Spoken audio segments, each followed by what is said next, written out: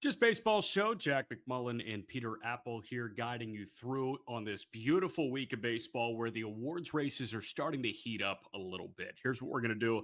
We're going to talk you through the American League MVP, the American League Cy Young, the National League Rookie of the Year.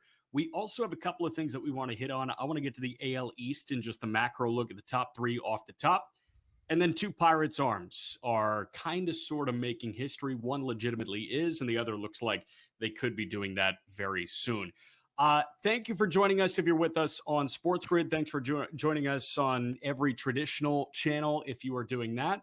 Peter, who we brought to you by? BetMGM, the sportsbook born in Vegas. Remember, folks, download BetMGM, whether that be on iOS or Android, and use promo code JUSTBASEBALL. Why? First bet offer up to $1,500 back in bonus bets if your first wager loses. But reminder, must be 21 years or older.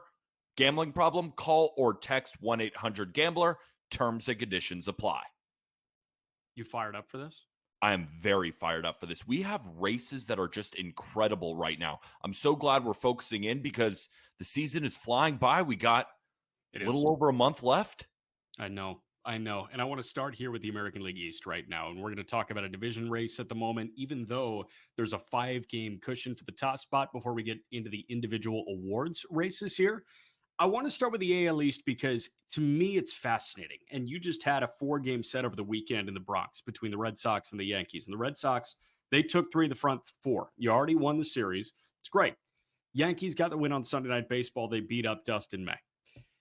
As it stands right now, Toronto is second in the American League East, or Boston, is second in the American League East. They're 5 back of the Toronto Blue Jays, who are atop the division. The Yankees are a half game back of the Boston Red Sox. The Yankees have won 6 of the last 10. They were hot before Boston came to town. Boston 5-5 over the last 10. I want to start with Toronto and then get to what happened over the weekend in Yankees Red Sox, because you just got a live look at Toronto in Miami for Just Baseball Day at Lone Depot Park, which was awesome. Thank you for coming out to that. They are insanely gritty. It really didn't register for me how nauseating it must be to face the Toronto Blue Jays until I just watched them uninterrupted for 3 games this weekend. Really, really deep team. And you got a live look at Shane Bieber, so I'm really excited for us to dive into him, the addition to that, to the rotation, because we can even start with the rotation now.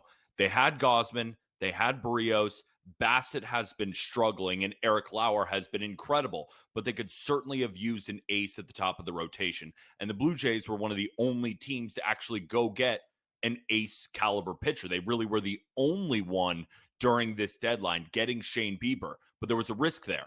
Bieber hasn't had a start since the beginning of 2024. What are you going to get for him? Right. I think it was April 2nd, 2024. It was 507 days between starts. And look what he did. 6 innings, 1 run, 9 strikeouts. Yeah. And that Marlins offense is frisky. That's not some easy matchup, especially on the road in Miami. What did you see? I saw a guy that really didn't skip a beat after missing a year and a half because of Tommy John surgery. And that is the vague and overarching way of putting it. The more in-depth way of putting it is secondaries are never that good on the heels of Tommy John surgery. Sometimes you see the velocity tick. More often than not, you see the velocity tick because you're feeling a little bit more fresh and you feel like your maximum output is a bit higher with a new ligament. But what you are missing is the feel of that previous one. I don't know how to describe it. It's almost like I don't think golf gloves do this. It's almost like wearing new work gloves where you're so accustomed to the feel of something when you're doing landscaping, then all of a sudden you get new gloves and it's like, oh, I got to adjust the feel here. Or you know what it is? It's driving a new car. That's exactly what the comp is. Because I've been driving a Jetta for the last 8 years. Car got totaled in September of 2022. And I test drove a bunch of different cars. I tried a Nissan, I tried a Honda, I tried a Toyota. And it just didn't feel like a Jetta. So then I went back to the VW spot and I was like, I want a Jetta. And I just did that because it felt like what it used to feel like. For Shane Bieber, for everybody coming off of Tommy John surgery, you're throwing with a new UCL. The feel of your secondaries, your breaking balls, your changeups, your splits, it's just going to be a little different because you're effectively throwing with a new elbow on. And he looked like he was throwing with his old UCL. He was throwing with his old elbow, and he just happened to be up 2-3 ticks. He was sitting about 92, 93. He was pulsing it up to about 94. And the slider was disgusting. Everything that came out of his hand looked perfectly executed. That was as impressive a start coming back from Tommy John surgery as I think there's ever been. And not only is that enormous for the rest of the regular season, but luckily for the Blue Jays, they already have a 5-game lead. So even if they never added Shane Bieber, and what I mean by that is if he couldn't make any more starts in the regular season, he was just for the playoffs, they'd be fine. But now every fifth day, you're getting an ace caliber pitcher. And then when we get to the postseason where starting pitching is as important as ever, now Gosman is the 2. Now Barrios is the 3 versus them being the 1-2. So the Jays get really scary not only in the regular season, but even scarier in the playoffs. I want to use your car analogy for the lineup. Yeah. The Yankees have a Ferrari in Aaron Judge, Sure. right? But the Blue Jays have 7 BMWs with Vladimir Guerrero Jr. possibly being the Porsche, maybe not quite the Ferrari, but in the same breath. Bo Bichette is leading Major League Baseball in hits. Dalton Varsho, since he came back from injury, has put up a 133 WRC plus, which means he's 33% better than league average. The Blue Jays typically have a solid lineup, but this is the deepest it has ever been. Only at the bottom of the lineup are you seeing 2 guys in Nathan Lucas and Andres Jimenez who are below 100, which means they are below a league average hitter. But that's okay when, of course, Andres Jimenez is a platinum glove level defender. So there's no real outs in the lineup. They're a great base running team. They're a good defensive team. And that's why I liked the term you used. They are a nuisance. The Brewers are a nuisance. It's this brand of baseball that's just overwhelming to other teams. And it's a big reason why the Blue Jays are atop the American League East. And you got 2 people fighting for second and 2 teams fighting for American League wildcard spots in the Red Sox and the Yankees. We got a couple minutes here. What did you think about the weekend as a whole? Obviously, the Red Sox dominated the weekend. Sunday Night Baseball was the one with the most eyes on it, and the Yankees did dominate Dustin May in that one. I'll start, my takeaway was Roman is here and ready for this rivalry. That's a fun wrinkle here, where you have the next young superstar inserted into this rivalry, and he makes an immediate impact. Yeah, I mean, the Roman Empire is going to be a problem for the rest of the American League East and the rest of baseball for a very long time. But Bregman is also just such a perfect hitter. Yeah. Right? His swing is just perfectly geared for Fenway Park. And, whether he's playing on the road or at home, it doesn't really matter. He's just so sound. And then, of course, you have Jarren Duran. Carlos Narvaez was running through a bit of a struggle fest there for a while, but he looked a little bit better. The Red Sox lineup and then their bullpen. I mean, we talk about Chapman with a 1.08 ERA. He refuses to go away. But how about Weissert? How about Wilson? How about Whitlock? All the W's getting it done, and they're turning into W's. Yeah. And then when you have Garrett Crochet at the top of the rotation, we're going to talk about the American League Cy Young in a bit. Another 7-inning, 1-run, 11 strikeout performance against the Yankees. He's now thrown 27 innings. Or, 27. What is Garrett Crochet's stats against the Yankees real quick?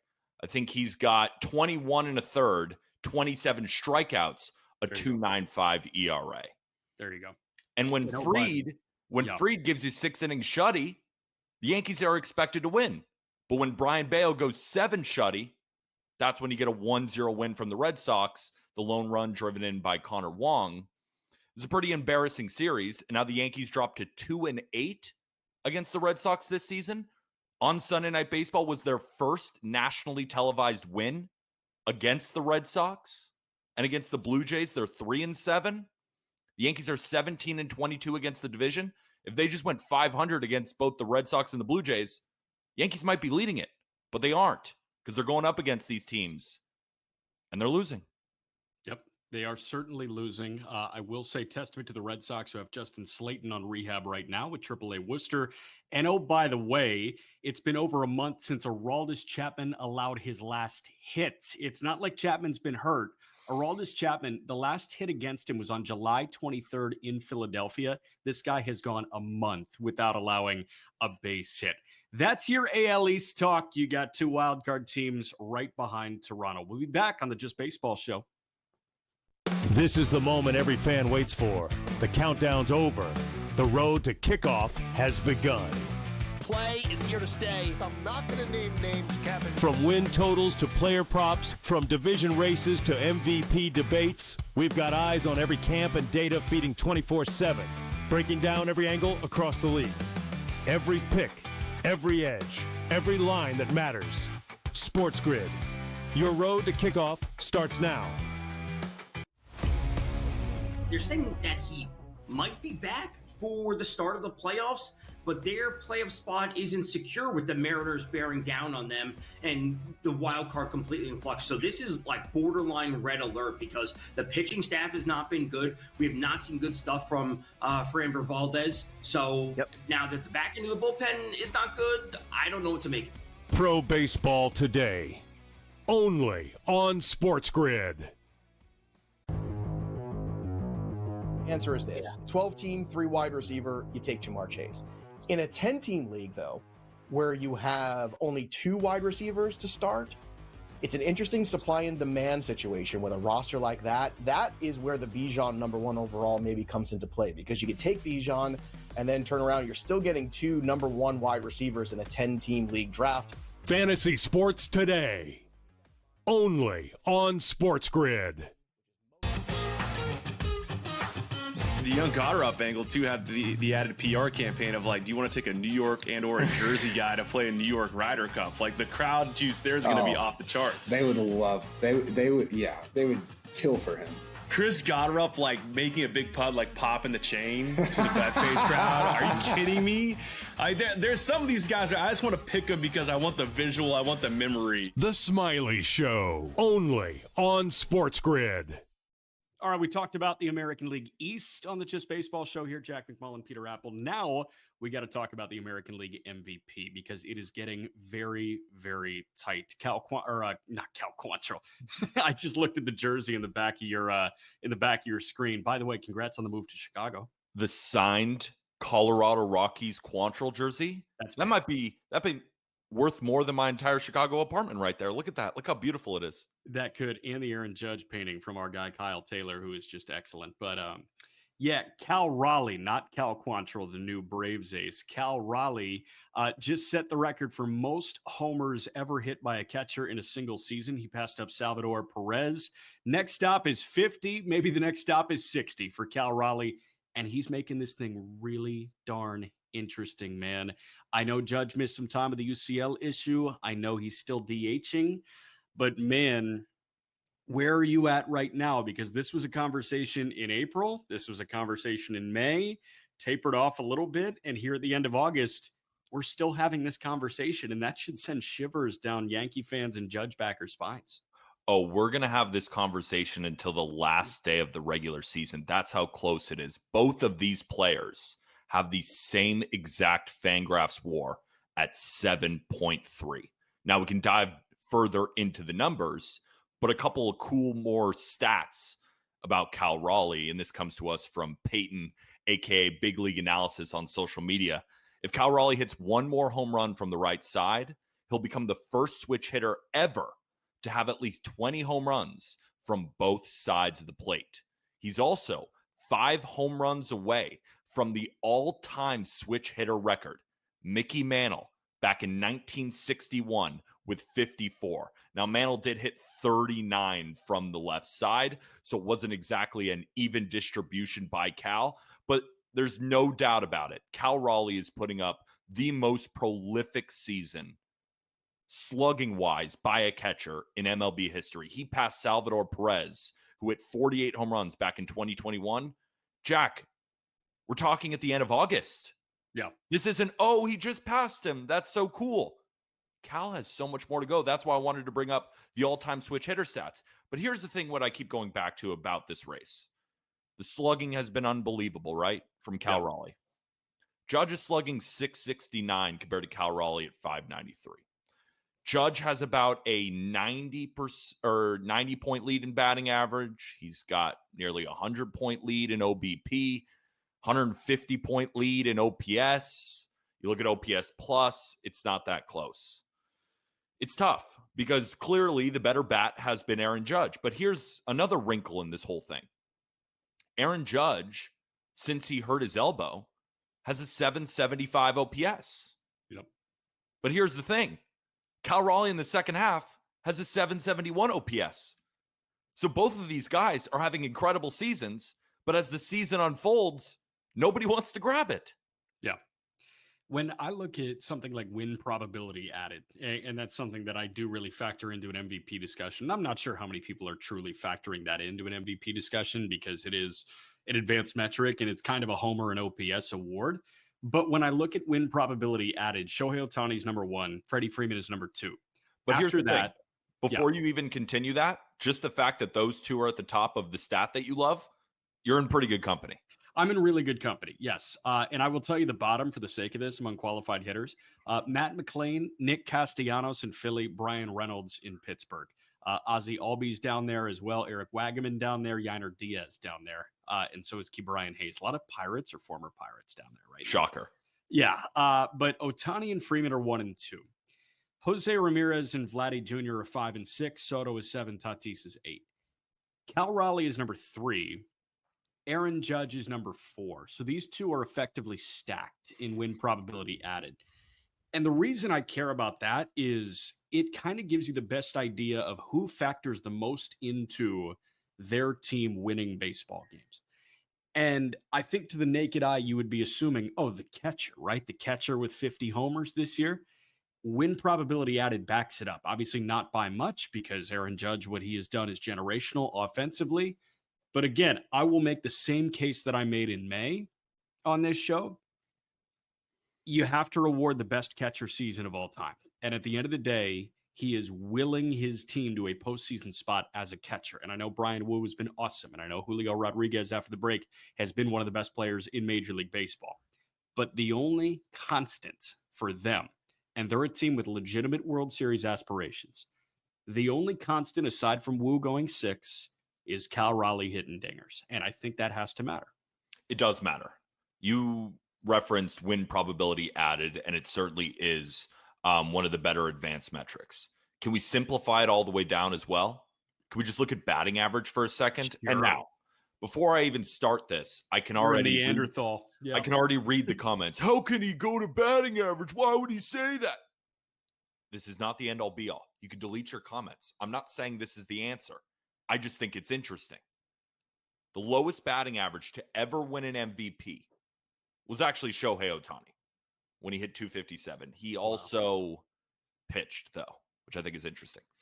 The lowest batting average for just a position player to ever win MVP was Marty Marion back in 1944 when he hit 267. Now, it's a lot harder to hit now. We know that in Major League Baseball, love it or hate it, 3 true outcomes are alive. Guys don't care as much about batting average. So the league-wide batting average back in 1944 was 262. So Marion was just slightly above that average. The thing is, the league-wide batting average right now in Major League Baseball is 246. Yep. Cal Raleigh is hitting 247. So there are some advanced numbers that would certainly point to Cal Raleigh. But can we really give an MVP to a guy who's hitting below 250? And that, I think, is the real litmus test to see how much batting average matters anymore. I think the same deal with RBIs. We're going to hit a point where somebody has 80 driven in, and the other guy has 125 driven in, and the guy with 80 could be having the better season and more deserving of the MVP. How much do RBIs matter? In a toss-up, we're going to find out if things like batting average matters. We're going to find out if things like pure home run total matters. We're going to find out if WAR matters. And right now, they're dead even right now. Try and put on your blinders and look to the end of October, beginning of November. Who's the MVP? Closing my eyes, who is the MVP? So, I'm a little bit worried about Aaron Judge's elbow. I'm not as worried about Cal Raleigh's 775 OPS right now. I do feel like eventually the Mariners have a better chance of catching the Astros versus the Yankees catching the Blue Jays or the Red Sox. If the Mariners do catch them, Cal Raleigh wins MVP. Okay. I think Cal Raleigh, and again, I stand by this being the best catcher season of all time, and I think we need to give that its flowers. It's going to be a tight race until the very end. Cannot wait to watch it. Back in a moment on the Just Baseball Show.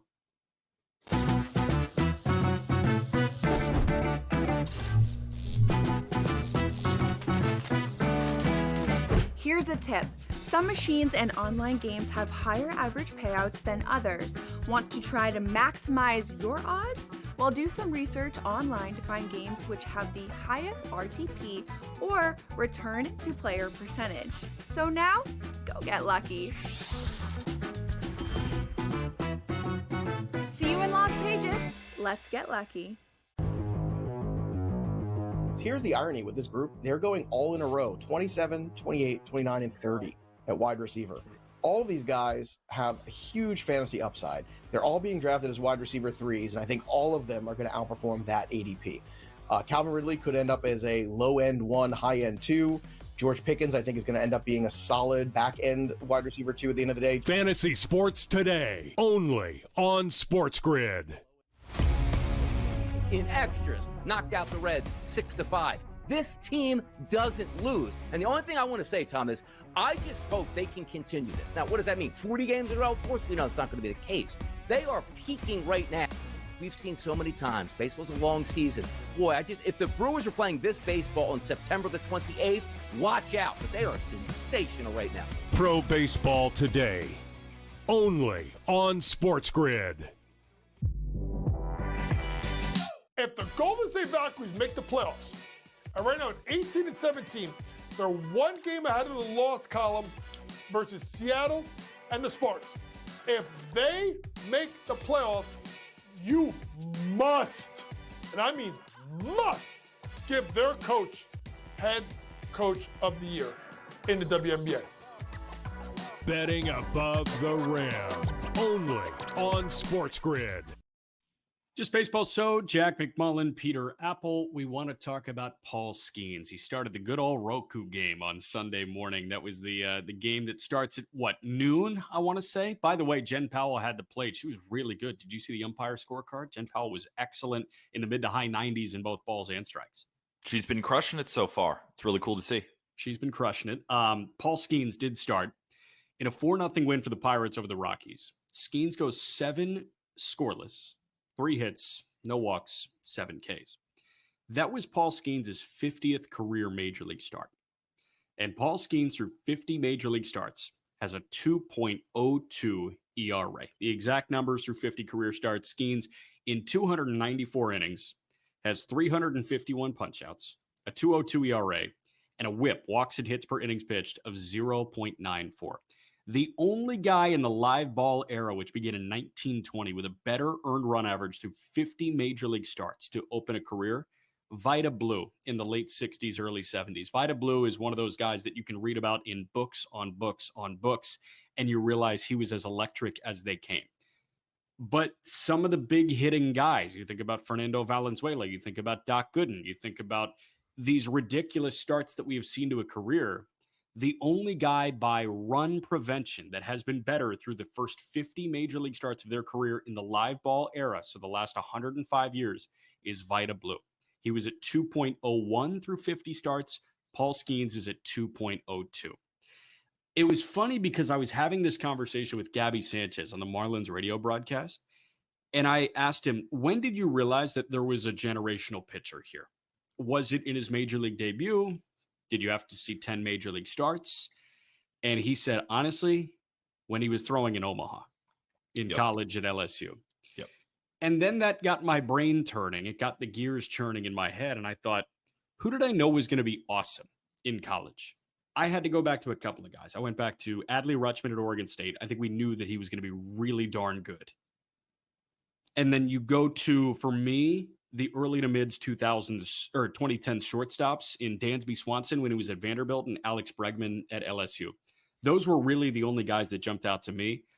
Paul Skeens, this is a generational talent. We are seeing the next all-time great pitching career unfold, and we've been fully attentive to the first 50 starts. of his major league career. It's just amazing to think about. Yeah, we knew this was possible in college, and we knew this was likely that he was going to be really good.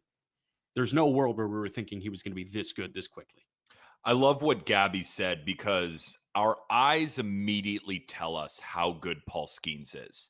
I remember he was through 12, 15 starts in his rookie year, and you came to the table. It might have even been earlier than that, and you said, this guy is already the best pitcher in baseball. And my brain, who is saying, well, what about the guys who have been eating innings forever? What about even Skubal, who just put up that great year, or Wheeler, who is such a damn good pitcher? But when you watch him pitch, how easy it is for him to dominate, your eyes tell you he's the best pitcher in baseball. And since he debuted, the eyes and the numbers are the same. And his ability to just pick up certain pitches and come into the game and use them and have them be elite offerings, right? His changeup was not very prevalent in college. I know he mixed it in occasionally, but it wasn't the Paul Skeens pitch that we were watching. Then last year, during his rookie year, throws it about 115 times, which equated to about 5% of his usage. Opponents hit under 100 against it. Then this year, he ups that to 10%. Opponents are hitting under 100 against it. And I could just go through all of those pitches. There's so many stories with all of them. And there's also the bravado on the mound. As soon as he stepped foot, you said, that's an ace. Just the way he carries himself. Yeah. It's not like these crazy levers. It's not full extension. It looks easy. It's easy for him. It looks like he's playing a different sport. It's a little crossfire-ish, actually a lot of crossfire-ish, which creates that deception. But at the end of the day, he's 6'6", 250, and he's throwing 100 miles an hour. So, we can say, it's the minute aspects of his delivery and the intricacies there that throw off a hitter enough from the standard characteristics of, a big-bodied pitcher. Okay, that's really cool and all, but he throws 100 and he's got 7 pitches now that he can go to, and they seem to be spawning at any given time. When it's all said and done, is this guy a top 10 pitcher of all time? That is such a hard question because there are so many legends in the game, and there are also so many pitchers that throughout history are just going to dwarf him in innings, right? Which is the way that these pitchers are handled nowadays, and especially with a guy throwing as hard as he does.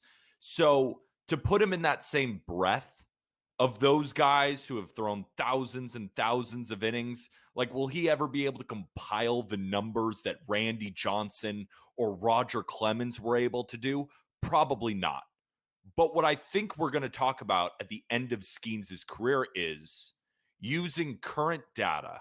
Is he as talented as some of those pitchers, some of the best of all time? Yeah. So to answer your question, I don't know if the numbers will be there, but the talent certainly is.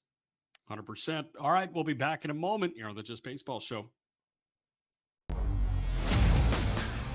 The Bengals are listening to trade offers for perennial Pro Bowler Trey Hendrickson per me and Tom Pelissaro. It's unclear if the NFL sack leader will be playing elsewhere in 2025, and a trade will be a real challenge, but time will tell. It's not a real challenge in the offseason when he doesn't want to be here and you're trying to make a trade for him. Most people that say, okay, I have to sell a house or sell a car, let me put it out on the market, and I'll take the best deal that's available. The Early Line, only on SportsGrid. Yeah, they got some good young pitching, but they can never hit. They got boppers in that lineup. They got electric strikeout guys in the starting lineup for the pitching staff. I feel like I'm rooting that team in, but also not just rooting them in. I think there's a legitimate chance they can take it down, Craig. Yeah, I think so. Remember, I think I came on your show at the beginning of the season and took Detroit at the beginning of the season with you guys, and now I'm feeling like, hey, I got a shot. Newswire, only on SportsGrid. Passing offense is him, Devonta Smith, Dallas Goedert.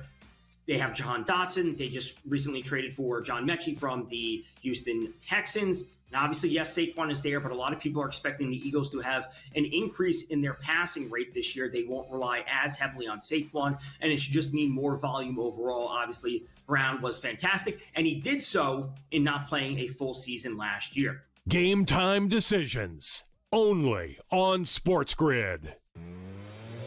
NFL win totals created because of Jimmy Johnson and the Dallas Cowboys. When Jimmy Johnson came into the NFL from the Miami Hurricanes, somebody asked him, hey, how many games do you think they're going to win? I want to bet it. And no one had ever done it before. Unbelievable, Brady? And he said, you know what? Okay, I'm going to come up with a number. And he only came up for a number for the Cowboys. Then he said the phone started ringing. In-game live, only on SportsGrid. All right, we just talked about Paul Skeens and his legacy. He was the National League Rookie of the Year in 2024. In 2025, it's much more than a two-horse race. Last year, we were talking about two generational rookies, and Paul Skeens and Jackson Merrill, who put up a 5.5-win season for the San Diego Padres. But this year, it's wide open right now. Isaac Collins of the Milwaukee Brewers. Cade Horton, at some books, just became the odds-on favorite of the Chicago Cubs, a right-handed pitcher who has been amazing since the All-Star break. Drake Baldwin of the Atlanta Braves. There are more guys in the conversation for the National League Rookie of the Year. We got about 10 minutes here to hash this all out. Can you put together like the case for the 3-4 guys you feel like are actually in this hunt? So let's go over the odds first, just to quantify what the books are telling us. So you're right. Cade Horton is now the new favorite on BetMGM at about plus 140, which means the implied odds of that, BetMGM is saying they're giving him about a 42% chance of winning. Isaac Collins at about plus 180, around 35%. Drake Baldwin at 2-1, about 33.3%. And if you're curious why those don't add up to 100%, well, the books have to make some money. It's called the hold. That's their profit margin. So they're not exactly going to equal 100%. But before I make the case, can I make a case against? Because here's my issue. Cade Horton, again, is now the new favorite. Him being the favorite for National League Rookie of the Year, respectfully, is a total sham. I say respectfully because I don't want this to come off as if I dislike Cade Horton. We've talked about him plenty of times on the show. I've praised him relentlessly. I think he's one of the better young pitchers in the league with a really bright future. Yeah. When you look at the rookie landscape in the National League, there's just no way he should be the favorite. What this is reminding me of is Cubs fans running to the sports books to bet Cade Horton. For one, Horton has thrown 93 innings this year. He's likely going to make 6 more starts. So he should be around, based on that math, 125 to 130 innings. He'd be the first starter since Dave Righetti in 1981 to win Rookie of the Year with less than 130 innings. But Righetti's competition were 2 starters who threw fewer than 80 innings, and Rich Gedman, who put up a 751 OPS over 62 games. Gedman finished second. So that's the level of competition. Now, Skeens won it last year with 133 innings, but he struck out 170 batters with a 1.96 ERA. Yeah. Just on different planets. Respectfully, there is a difference between a 1.9 and a 2.8. 100%. And just continuing, Collins and Baldwin both played the majority of the season so far. Both are at least 20% better than the league average hitter by both OPS plus and WRC plus. Collins has a 2.8 WAR compared to Horton at 1.0. Yeah. That's looking at Baseball Reference. It's just not close. And then it goes even farther. Just among starters, National League starters who are rookies, Chad Patrick for Milwaukee has more innings, more strikeouts, a higher WAR, and yeah, he's got a 3.60 ERA compared to Horton at 2.88. Yeah. But Patrick has the better FIP, and the only reason I bring him up is his odds aren't even offered on BetMGM. Because he's been in AAA for the last month and a half. And still has more innings. And when we're talking about innings, remember I said he has about 6 more starts left? Well, in his last shutout outing against the Angels, which he was awesome, 6 shutty, pulled after 74 innings. Why? Or 74 pitches, yeah. 74 pitches, excuse me. He left his last start with a blister, so that is something to monitor. Yeah. And his career high in innings in the minors is 88. His final year at Oklahoma, he threw 54. And the Cubs, they need a 3-starter in the playoffs. Now, you can say that's Tyone after Boyd and Shota Imanaga, but based on the talent level, you probably want it to be Horton. Yeah. So, coming off a blister, already at his career high in innings, and they need him for the playoffs. So I say to get to this threshold of 130, but he might not even get there. So for me, there's no way Cade Horton should be the favorite. Now, crazier has happened, and I do love Cade Horton. Cubs fans, don't come for me. This has nothing to do with Cade Horton, the talent. I think he is going to be, again, one of the better young pitchers in baseball for a very long time. But for right now, this is a two-horse race. Yeah. Horton doesn't deserve to be in this category. Now, on talent, of course he does. Based on the body of work, no. And yet he is the odds-on favorite to win National League Rookie of the Year. I mean, it reminds me of the quick spike you saw in Jacob Mizorowski, and then when he hit the IL, it just kind of went away. My thing with Horton, I'm with you. Like, this is a production. This is an output-based award, the Rookie of the Year. It's based on what you did over the course of the season, and there are very few people that can play fewer than 100 games or throw fewer than 120 innings that can win this award. If you do that, your production needs to outweigh the counting numbers that you have amassed. Like, I think about Yordan Alvarez. Yordan Alvarez won the Rookie of the Year, and he only played in, 80 or 90 games at that point. Yordan Alvarez won the American League Rookie of the Year. He played in 87 games, but he hit .313 with 27 homers at a .1067 OPS. So there you go. Like, the results outweigh the sample. But there needs to be a marriage of results and sample. And Horton has results. He doesn't necessarily have sample. Two guys that have results and sample right now are Isaac Collins of the Milwaukee Brewers and Drake Baldwin of the Atlanta Braves. And before I ask you where you skew, I want to put together the case for Collins. Collins is playing meaningful baseball every single night. He's on the best team in Major League Baseball. Collins has played 14 more games than Drake Baldwin. Now, Baldwin's a catcher. Collins has a higher OPS at this point. And he's a better defender at his position than it seems like Baldwin is at his. And Baldwin's an okay catcher. He's a pretty good defensive catcher. Collins is a very good corner outfielder. So the question, much like the American League MVP, becomes, what do you value? The catcher, who's been awesome, or the corner outfielder, who's been probably a bit better? That's the thing.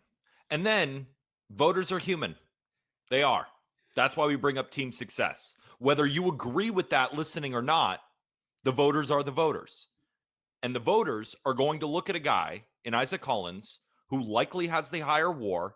Even if Baldwin catches him in OPS, it's going to be very close. And what are they going to say? Well, Drake Baldwin's been playing for the Braves, and look at how much of a disaster that season was. And the Brewers are going to finish with the best record in baseball. And doesn't Isaac Collins kind of symbolize the Brewers season in a way? Yeah. Next man up, guy you wouldn't expect to be as good as he is. They're going to buy into that. Of course they are. And because Drake Baldwin, who I think has the better bat, when I'm talking about pure talent, regardless of the results this year, like moving forward, I think Drake Baldwin is the better player. But if we're looking at the numbers this season, we're looking at team success. They're going to go with Isaac Collins. That's why I think right now, for all my folks who are looking at BetMGM, I think Collins is a good bet. I love Drake Baldwin. Again, I think he's going to be a better player long term. But for right now, if it's tied goes to the better team. Yeah. And it's not even tied. Isaac Collins has a slight lead in both. So, in my opinion, the way I would slice the odds right now is I would go Collins, then Baldwin, and I guess Horton, but I have a couple others who I think are, like Matt Shaw, his teammate, has been so much better in the second half. But again, not as many games played. You know, there's other guys who deserve a shout here as well, but I still think it's a two-horse race, even though the betting odds don't reflect it. No, and credit to some of the rookies, right? Like Agustin Ramirez has 18 homers. Jacob Marcy has been unbelievable, but he won't play the number of games needed. Yeah. Like, it really doesn't seem like that. It is just fascinating to look at here, and I love the point you bring up because you're not rewarding who you think is the best player. Like, I don't think anybody is saying Isaac Collins is going to be the best guy from this rookie class. Isaac Collins is 6 years older than Drake Baldwin is. He's 6 years older than Cade Horton is. It's just a matter of who put together the best 2025 season to win the 2025 National League Rookie of the Year. So Collins is your pick, and you're not thinking twice about that? I'm thinking twice because of how much I love Drake Baldwin, but I'm still picking Collins. Like, I'm not, oh, yes, stamping, it's definitely Collins. I'm just stamping saying it's definitely not Horton. Yeah. And then if I were to split hairs, give me Isaac Collins. Okay, I got you. And again, it's Cade Horton, Isaac Collins, and Drake Baldwin that are the three atop the National League Rookie of the Year conversation. The American League, it's all but wrapped up. Nick Kurtz is a superstar blossoming in front of our very eyes. So you know what? Credit to you, Nick Kurtz. But we are going to talk about another American League award race in a moment. That's the American League Cy Young. Stay with us on the Just Baseball Show.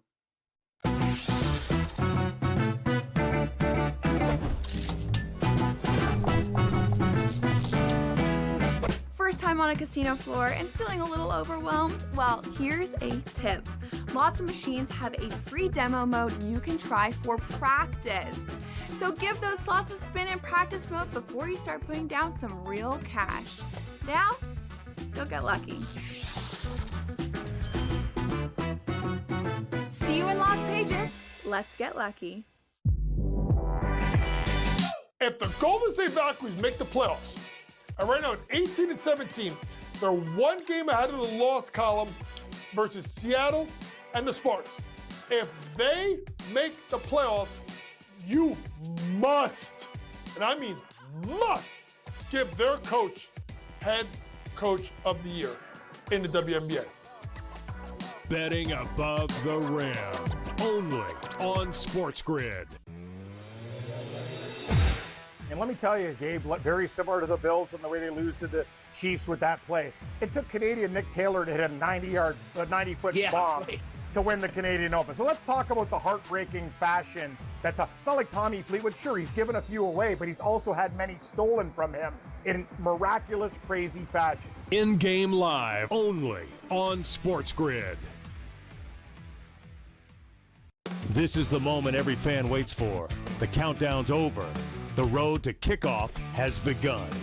Play is here to stay. I'm not going to name names, Kevin. From win totals to player props, from division races to MVP debates, we've got eyes on every camp and data feeding 24/7, breaking down every angle across the league. Every pick, every edge, every line that matters. SportsGrid. Your road to kickoff starts now. Another tight conversation atop an award race in Major League Baseball. This is the Just Baseball Show. Jack McMullen, Peter Appel for this week.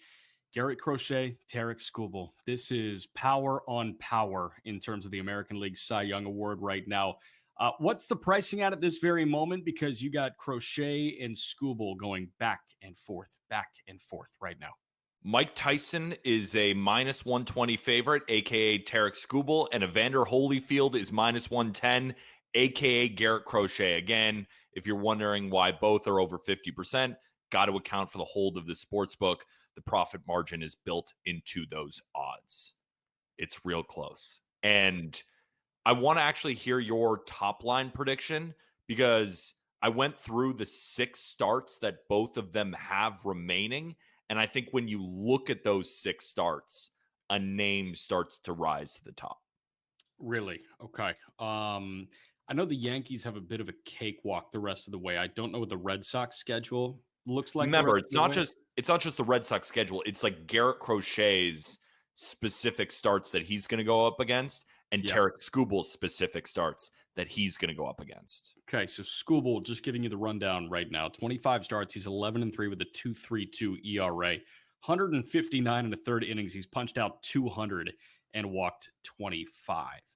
Garrett Crochet, meanwhile, he's 14-5 through 26 starts with a 2.38 ERA and 166 in the third. He's punched out 207 and walked 42.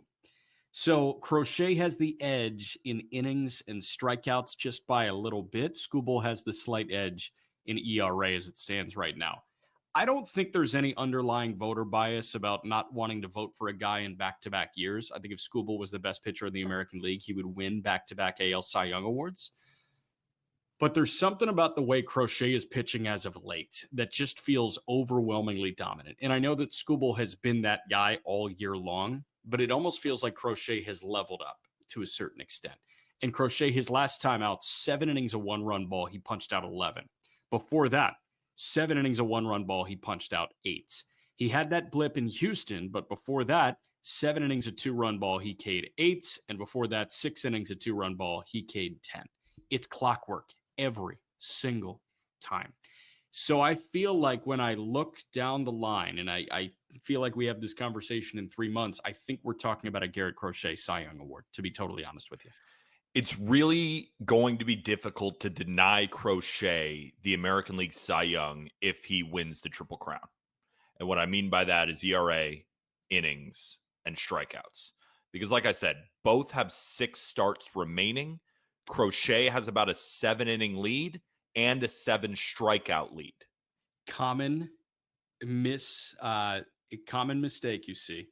It's not innings as part of the pitching Triple Crown. You know what it is? What is it? It's wins.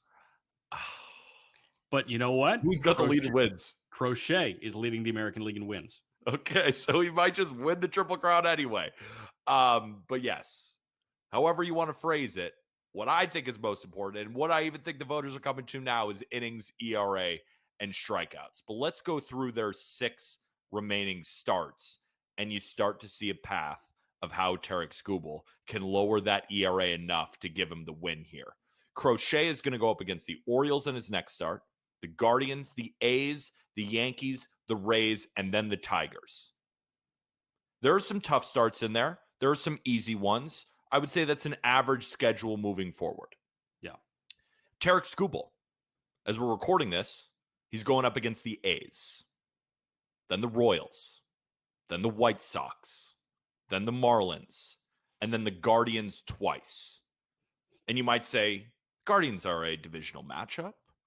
Not too bad of an offense. They've seen Skubal plenty of times. Can they get to him?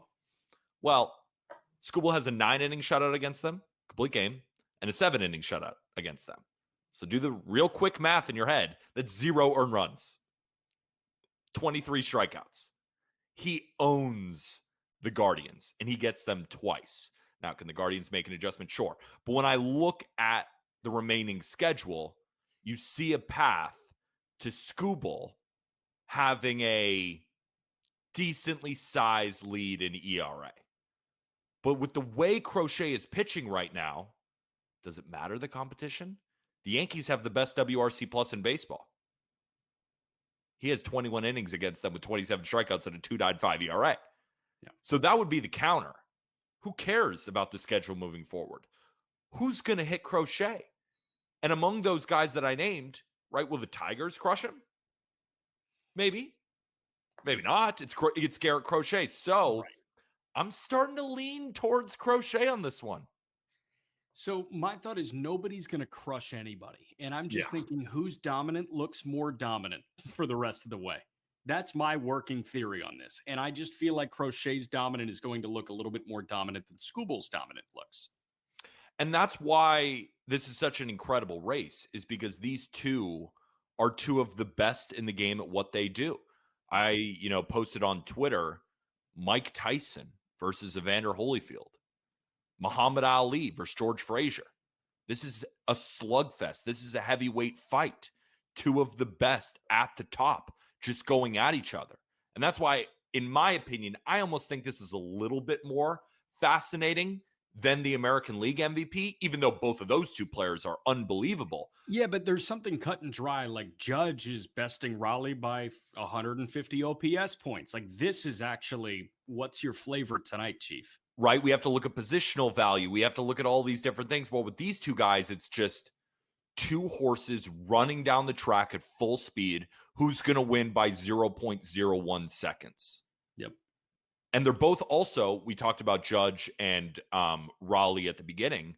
Both are not playing all that well right now. But Skubal and Crochet are at the top of their game right now. They're becoming the best right now. So going down the stretch, we're seeing the best of the best pitch at the best. That's why this is the most fascinating awards race in baseball right now. So you have the path being a touch easier for Skubal, but you have the trend being a touch better for Crochet. That's why. Who's your pick? I could hear an argument for either of them. And you like the Crochet pick? I do. I'm also maybe a little bit biased. I do have an 11-1 ticket plus 1,100 from the beginning of the season on Crochet to lead the league in strikeouts. Yeah. And the reason I bet that over him winning the Cy Young, which is about 7-1 at the time, was the only way he wins the Cy Young is if he leads Major League Baseball in strikeouts. He might lead Major League Baseball in strikeouts. So it might actually happen. There you go. So Crochet again and Skubal in the very low 2s as it stands right now. And we enter the home stretch. It is neck and neck between those two for the American League Cy Young Award. We've got a young pitcher that broke out in a big way in Pittsburgh. We'll talk about that and wrap up the show when we come back. This is the Just Baseball Show. Stay locked. This is the moment every fan waits for. The countdown's over. The road to kickoff has begun. Play is here to stay. I'm not going to name names, Kevin. From win totals to player props, from division races to MVP debates, we've got eyes on every camp and data feeding 24/7, breaking down every angle across the league.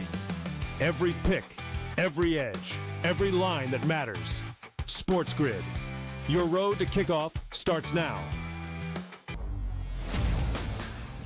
He played with Bobby Mack. Literally had a nervous breakdown the entire round, and by the time they got to the fourth hole, he was losing by a stroke. It was, you think Tommy Fleetwood's a train wreck. You should have seen what this poor guy went through yesterday playing with him. Yeah, you know what I want to say in this too? Like, the winner gets the entire pot of earnings. The early line, only on SportsGrid. Paige Beckers. She does it night in, night out. She's been absolutely fantastic for a Dallas Wings team that really isn't going anywhere. We'll see what happens in regards to where they're going to end up in the WNBA draft, because obviously, if they win it, they're probably looking at her buddy, AZ Fudd, to be drafted next year. Betting above the rim, only on SportsGrid. The sharpest football contest show in the land, the Las Vegas Football Contest Show, focuses on Circa Sports Million, Circa Survivor, and the Westgate Super Contest, handicapping the games and releasing our contest picks every week of the season. With two former Super Contest winners, Brady Cannon and James Salinas, a former NFL player, Mike Pritchard, and over $1 million in contest prize money won combined, the Las Vegas Football Contest Show will have you prepared this season like none other. All right, tying a bow on the Just Baseball Show for this week. And today I want to talk about Bubba Chandler. Happy college football week 1, everyone. Cade Klubnik will get the start for Clemson against Notre Dame at Clemson this weekend. Bubba Chandler could have very well been the starting quarterback for Clemson. If you didn't know, Bubba was an overslot draft pick. He was signed away from a Clemson commitment. He was a 4-star quarterback recruit at Dabo Swinney. He was also going to hit and pitch at Clemson. He opts to sign with the Pirates. He was a 2-way player in single A, and then he became one of the best and maybe the most electric pitching prospect in all of minor league baseball. Native of Lawrenceville, Georgia, 3rd-round pick of the Pirates in 2021. He made his major league debut over the weekend. It was at home against the Colorado Rockies, and it was out of the bullpen. He went 4 innings of 2-hit shutout ball, no walks. He punched out 3. And he dialed it up to 100 miles an hour. I think what people knew is that the fastball was really electric from Bubba. What I didn't really understand until the first time I saw him live was just how electric it was. There's 100, and then there's a different looking 100. And the Pirates have 2 of those guys, in Bubba Chandler and Jared Jones, who's unfortunately on the IL right now. There are very few guys around the league that have that electric type of 100. And I could make the argument that Skeens doesn't have that electric type of 100 because it doesn't carry to the top of the zone the way that Bubba's does or the way that Jared Jones's does. Strider at the peak of his powers, Spencer Strider has that, 100 up top. Jacob Mizorowski has that, 100 up top. With Bubba Chandler, you're getting the most electrifying young pitchers in the game here. Working out of the bullpen, did that tick you off a little bit? That he's a long reliever right now? Everything about the Pirates ticks me off. You just laid it out. This is a freak athlete. Could have played quarterback at Clemson, 2-way guy, starts focusing on pitching, and this stuff is just outrageous. Now, I know he's 22 years old. It's not like they needed to call him up. But when the stuff plays, the stuff plays. Yeah. Averaging 98.4 miles an hour on that fastball in his first start. With 17 inches of induced vertical break. You mentioned a lot of starters. We just had Liam Hicks on the show. and you were speaking with Liam Hicks with Arm as well, talking about how Yuri might have the best fastball in Major League Baseball. You watch that guy throw that heater, and your eyebrows perk up. It's just, whoa. It's like you're watching an explosion live on television. He's 97.8 at about 17.5 inches. Yeah. Very close. I think there are times where that fastball could dominate so much where he could go one pitch. He could do a flick of the glove and say, here it comes. Now, these Major League hitters can hit a bullet, so obviously that would be very challenging, but that speaks to how electric this pitch is. And then he has 3 other secondaries that he can work off it. Now, the strikeout stuff wasn't quite there in his debut, which was a little bit weird just because it's the Rockies, and I expect more. But he's already thrown a ton of innings this year as well, and this was his first start. There's going to be a couple of jitters, right? The command wasn't perfect, even though he didn't walk a batter, which I thought was really impressive. But to answer your original question, of course it did. Everything about the Pirates, the way they're drafting, the way they're calling up these guys, what they did at the deadline. Yeah. How is Bubba Chandler a swingman? That stuff looks as good as any young pitcher already in baseball. Yeah. And you got him in a swingman role. I mean, there's a reason the Pirates are where they are. It was interesting. I didn't really understand that. And I know that the Tigers made the move to Jackson Jobe last year as a relief option, but that's different because the Tigers were in the thick of a wild card push at that point. The Pirates are not. So you have all the time in the world to experiment with this guy. And if you want to limit his innings, why not just have him throw innings 1 through 4, especially when he is going to be in the rotation for you moving forward and you hope for the next 6 years. That was just the weird part of that to me. I'm excited to see Bubba in the big leagues now. It was a long time coming. You could have made the argument that he should have broken camp. But now you start to see the vision of Paul Skeens and Bubba Chandler. You've got one of the best prospects in all of Major League Baseball, and Connor Griffin, who just made his AA debut this week within the Pirates organization too. So you see these superstar adjacent talents coming up to complement Paul Skeens, and they're still so far off. But for me, I'm just excited for the last month of the season to just watch Bubba every 5th, 6th day, whenever he may, come after a piggyback. And it really feels like we're seeing a very bright young career take off right now in Bubba Chandler. And what I will say real quickly is what the Pirates will say, here's the reason he's a swingman right now. We're already auditioning 3 young pitchers, right? With Yohan Oviedo, Braxton Ashcraft, and Mike Burrows. Let's go to a 6-man rotation. I mean, we have to see this guy start games for the Pittsburgh Pirates. Pirates fans, don't they deserve anything? Bob Nutting, don't they deserve a little bit of happiness? They see probable starters, Bubba Chandler. You're even going to sell more tickets. And yet, a swingman? Sure. Good luck. Every link you need is in the episode description here. Thanks for joining us on SportsGrid or via our friends or via YouTube and Spotify, Apple Podcasts, wherever you got us. Huge thank you to Peter. We will talk to you later. This is the moment every fan waits for. The countdown's over. The road to kickoff has begun. Play is here to stay. I'm not going to name names, Kevin. From win totals to player props, from division races to MVP debates, we've got eyes on every camp and data feeding 24/7, breaking down every angle across the league. Every pick, every edge, every line that matters. SportsGrid. Your road to kickoff starts now. He played with Bobby Mack. Literally had a nervous breakdown the entire round, and by the time they got to the 4th hole, he was losing by a stroke. It was, you think Tommy Fleetwood's a train wreck. You should have seen what this poor guy went through yesterday playing with him.